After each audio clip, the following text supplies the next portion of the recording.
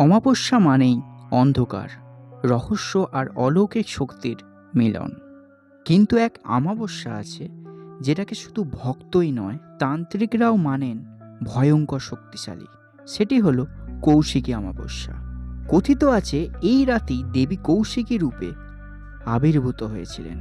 তিনি নেমেছিলেন অসুর বিনাশের জন্য। অনেকেই বলেন আজও এই রাতে আধ্যাত্মিক সাধনা করলে দেবী স্বপ্নে বা দর্শনে দেখা দেন। এমনকি গ্রামে গ্রামে গল্প শোনা যায় কৌশিকী অমাবস্যার রাতে নাকি আকাশে অদ্ভুত আলো জ্বলে, বাতাসে শোনা যায় অচেনা মন্ত্রোচ্চারণ।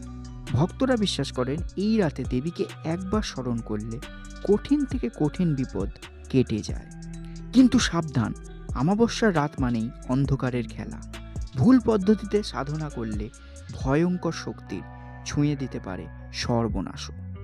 তবুও হাজার বছরের বিশ্বাস, কৌশিকী অমাবস্যার রাত হল দেবীর অলৌকিক রূপের সবচেয়ে জীবন্ত প্রমাণ। তুমি কি প্রস্তুত এই রহস্যময় রাতকে স্বচক্ষে অনুভব করার জন্য?